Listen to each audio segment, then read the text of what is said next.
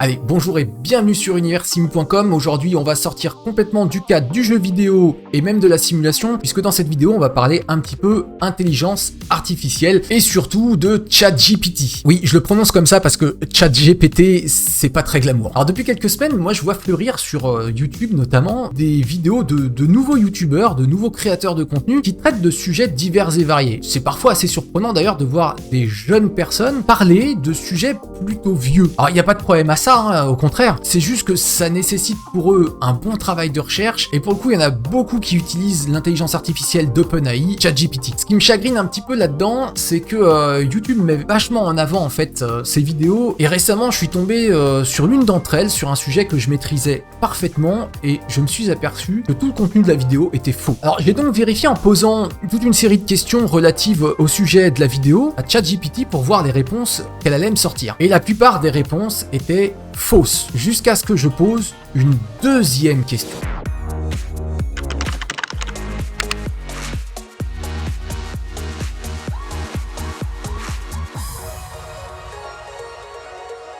Alors ChatGPT, c'est vrai que c'est un super outil, moi je l'utilise quotidiennement, j'ai pas encore pris l'abonnement plus parce que je l'utilise pas non plus drastiquement, mais par contre, c'est vrai que c'est un super outil au quotidien, c'est une aide très précieuse pour le code, pour traiter de sujets, notamment des sujets vidéo, quand vous avez besoin de creuser d'un sujet et d'avoir plusieurs points de vue, ChatGPT, c'est une super IA.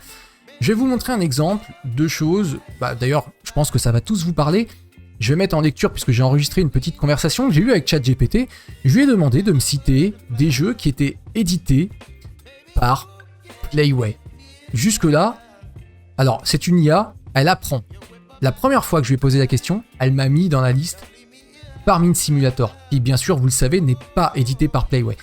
Je l'ai corrigé, je lui ai reposé la question, c'est ce que vous voyez là, elle ne me donne pas Farming Simulator dans la liste. Elle me donne plein de simulations, et c'est très bien comme ça. Et moi, ce que je lui dis, je pense que tu as oublié Farming Simulator. Et regardez ce qu'elle va me dire. Elle m'a dit, vous avez tout à fait raison, je m'excuse.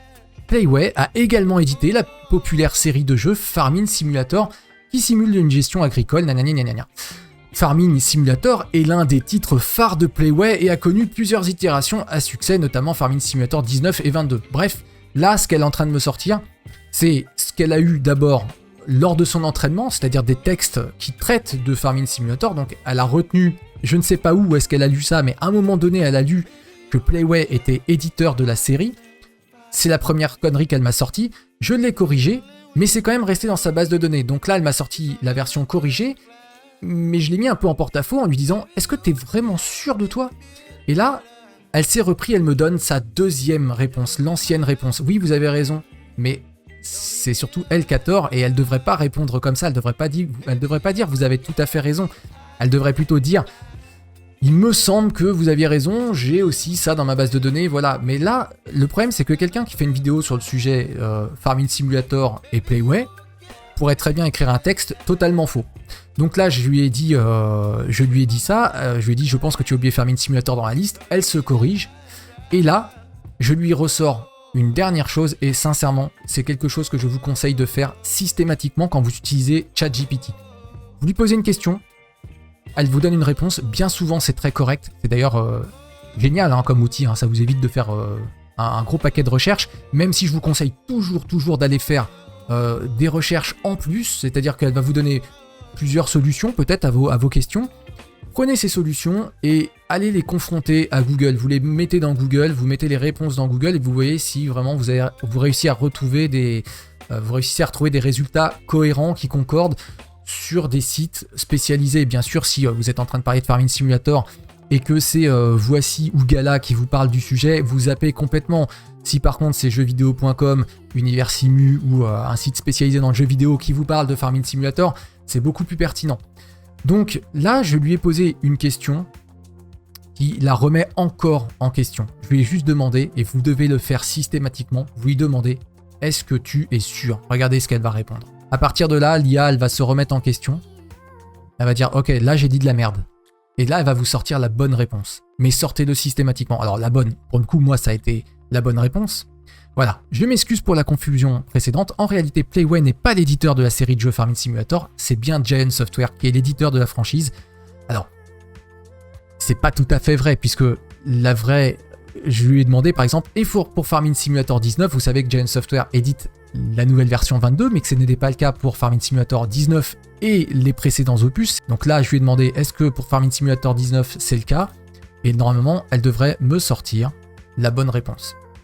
Voilà, Farming Simulator 19 a effectivement été édité par Focus Home Interactive et non par Playway. Je vous prie de bien vouloir me pardonner mon erreur. Voilà, c'est tout pour cette vidéo. Vous voyez que c'est très court, mais c'est quelque chose que vous devez faire systématiquement quand vous utilisez ChatGPT, c'est la remettre en cause tout le temps. Vous dire que ce qu'elle a appris, c'est des choses qu'elle a glanées sur Internet et que vous pouvez faire exactement la même chose. Par conséquent, il ne faut pas prendre pour argent comptant tout ce qu'elle vous dit. Demandez-lui toujours, est-ce que tu es sûr? Si elle vous dit, oui, j'en suis sûr, pas de problème. Si elle vous dit, non, excusez-moi, et qu'elle vous sort un autre résultat, dans ce cas-là, vous prenez la première réponse, la deuxième réponse, et pourquoi pas même la troisième si elle vous en donne d'autres, et vous allez sur Google vérifier les résultats, voir si tout ça c'est bon, et ça va vous faire vous aussi réfléchir un petit peu. Finalement, ChatGPT va juste vous mâcher le travail de recherche, vous mettre sur la voie, mais le vrai travail de recherche, c'est à vous de le faire. Voilà, c'était juste une petite parenthèse hors jeu vidéo, j'espère que ça vous a plu. Un petit pouce vers le haut si vous avez aimé la vidéo, et puis si vous avez des questions, c'est juste en dessous dans les commentaires. Je peux vous répondre sans problème sur ChatGPT et autres intelligences artificielles, puisque moi, de mon côté, j'utilise ça vraiment au quotidien pour mon code en développement web. C'est juste absolument merveilleux. Allez, à très bientôt sur universim.com. Ciao, ciao.